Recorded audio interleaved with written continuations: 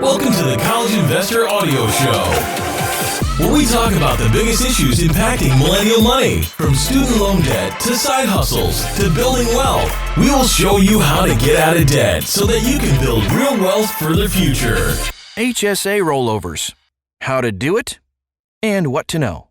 On today's College Investor Audio Show. Thanks for being with us. It really means a lot to us. All right, so HSAs are a fantastic tax benefit for people with eligible high-deductible health plans. As you go from job to job, you can end up with HSAs littered across several different HSA providers or administrators. There is a way to clean this up and keep all these accounts and consolidate them into one account. So today we're going to explore how to do that and also when you might want to use an HSA rollover. Transfers. Let's talk about that first. So when you have multiple HSAs, paying for medical expenses can become pretty cumbersome. At some point, you end up with not enough money in one account and have to use another just to pay for one bill. A better solution is to consolidate all of these accounts into one. This allows you to then just use one debit card to pay for medical expenses. Consolidating can also cut down on administration fees. To move money from one HSA account to another, you can do a transfer. This is a direct custodian-to-custodian movement of funds, also called trustee-to-trustee. With an HSA transfer, you don't ever come into contact with the funds while they're being transferred. That's important, since taking possession of funds can invalidate the process and trigger tax consequences. Dun, dun, dun! But to complete an HSA transfer, you must be the owner of both HSA accounts. Call up your HSA administration of the account and that you want to transfer, and then just ask how to get started. Once the transfer starts, all you need to do then is hurry up and wait for it to complete. And then once it's done, you probably will need to call the HSA administrator again that you transferred funds from and ask them to close the account. An HSA transfer can be done as many times as you like. There's really no limit. These transfers will also not impact your annual HSA contributions or your income. Additionally, there's no tax reporting involved with an HSA transfer. Phew, they made it easy. Oh, for once.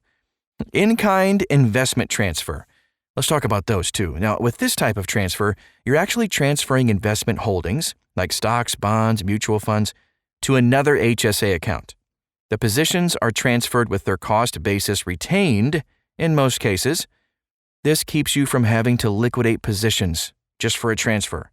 However, not all HSA administrators actually allow this. In that case, you will need to liquidate your holdings, and liquidations may trigger tax consequences in some states. You'll want to work with your HSA administrator and tax advisor before initiating this type of transfer.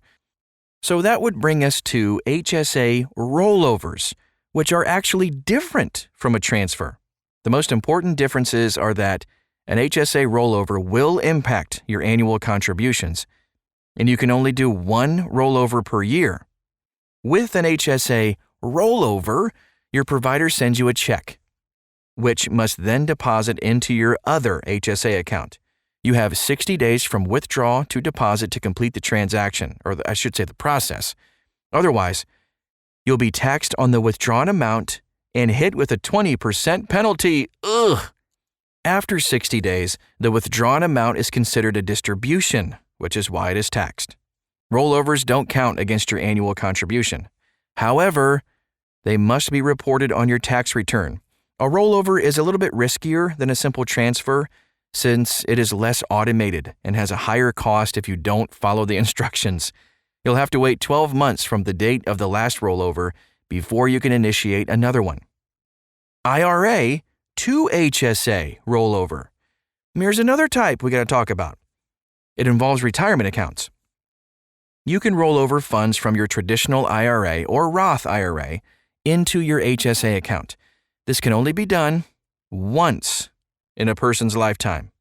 An IRA to HSA rollover will impact your contributions too. Your annual HSA contribution limit will be reduced by the amount of the IRA to HSA rollover. Funds in an IRA are tax deferred.